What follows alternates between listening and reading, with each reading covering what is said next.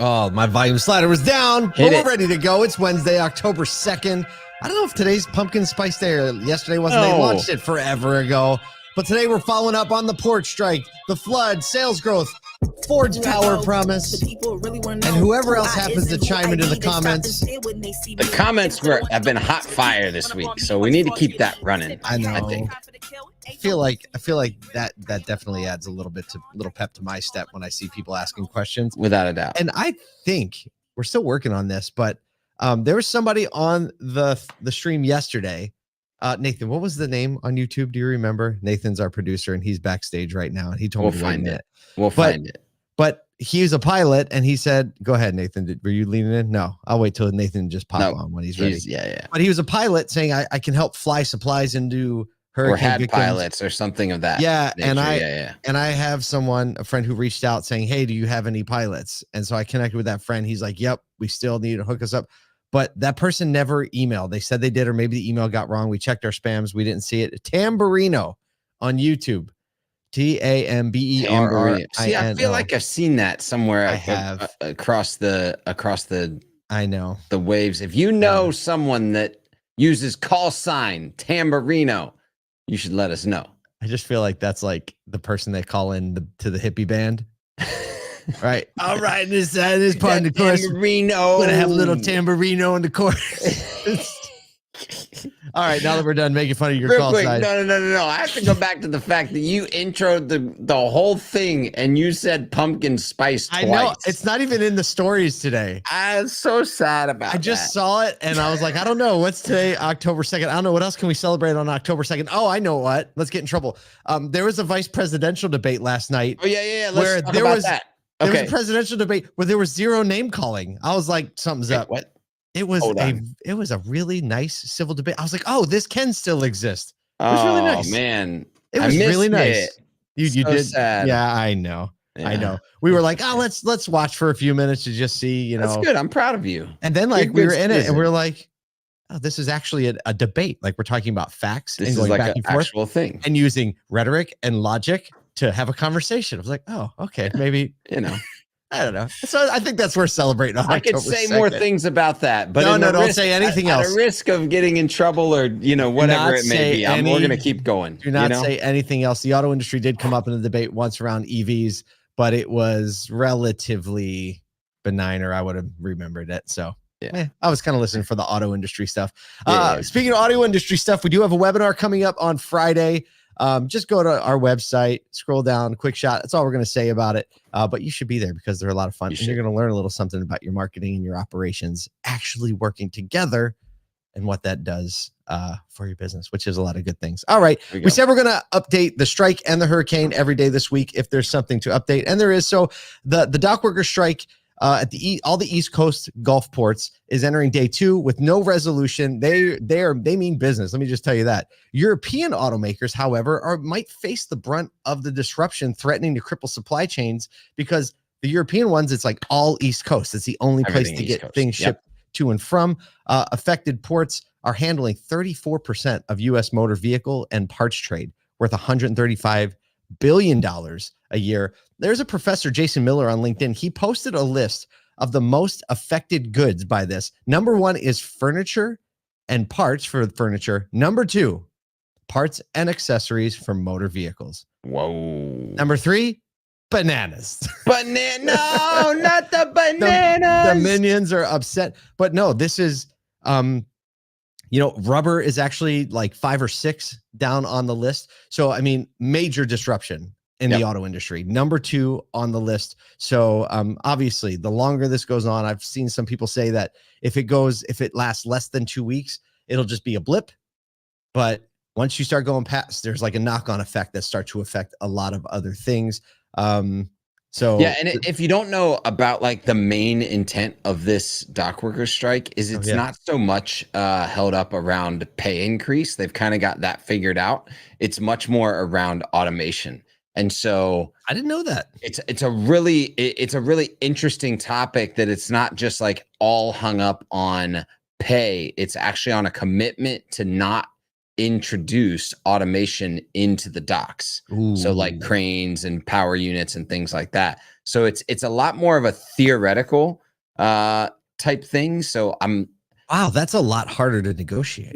Harder to negotiate for sure. So we'll see how that you look at global economics and dynamics, and you're like, you have to automate everything you can if you're going to stay competitive. There you go.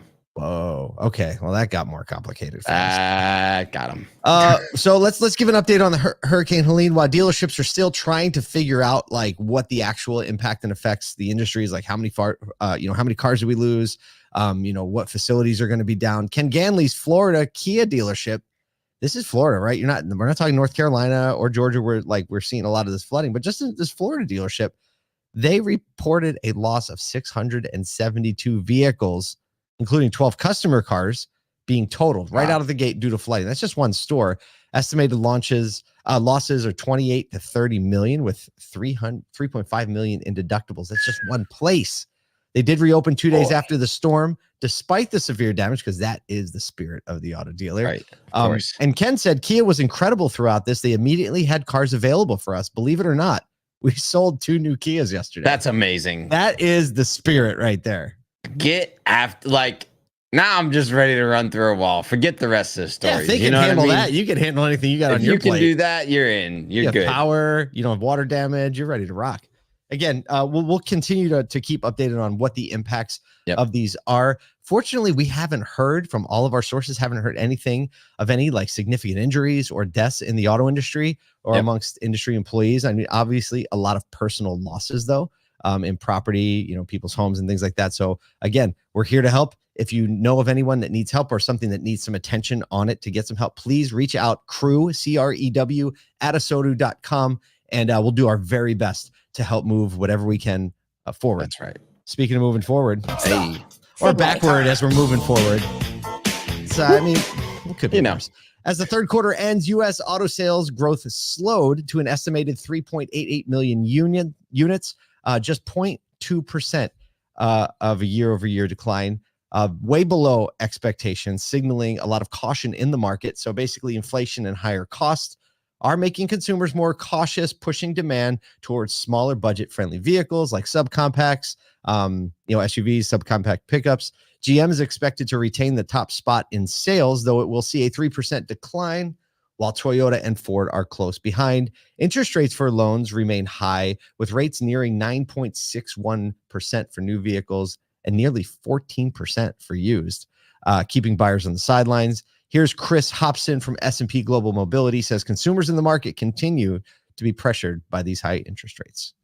And it's just going to continue to be this story for probably another 6 to 9 months. And we're not really going to know what the real demand is out there until we have pricing and interest rate parity in the market. There's just going to continue to be sidelined buyers, right?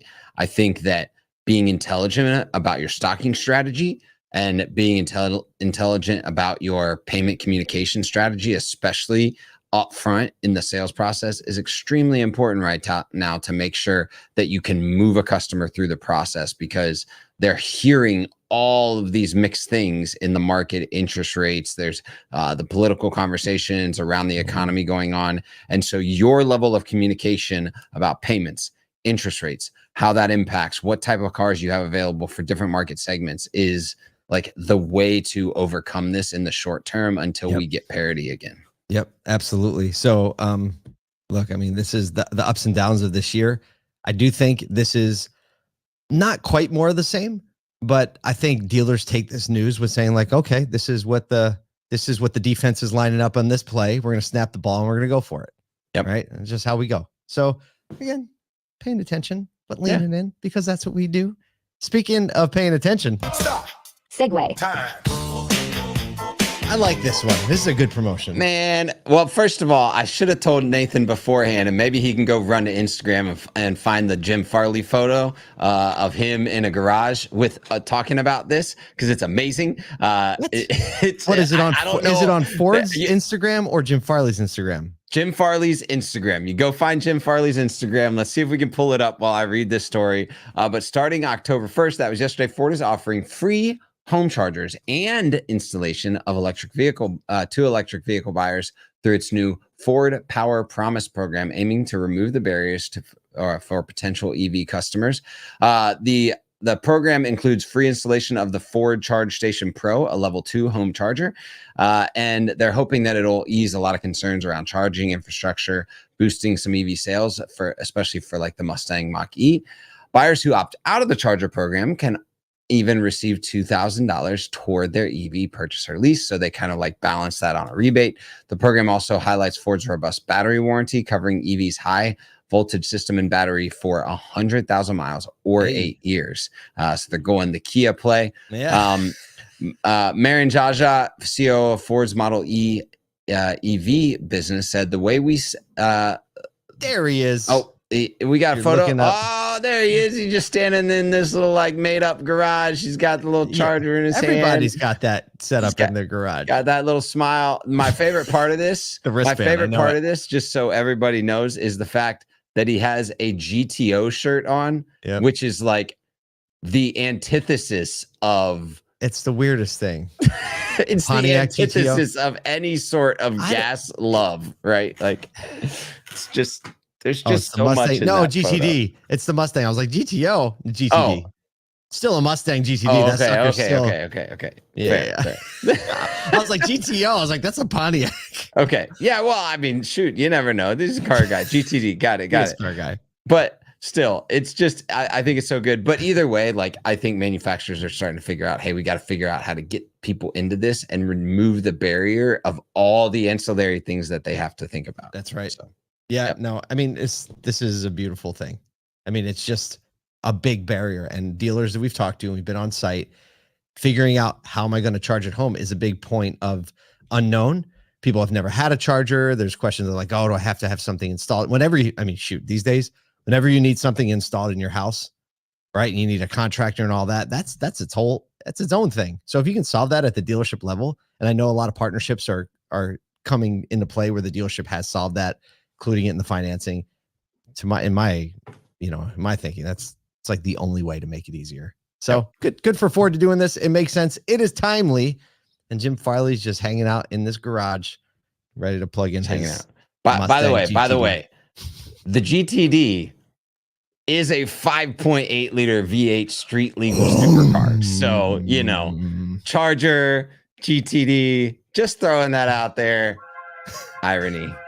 On a Wednesday. The irony of a Wednesday. Look, there's no irony in the fact that you're going to go out, you're going to serve some people, you're going to sell some cars, you're going to make this country better, regardless of politics, because you're in the auto business.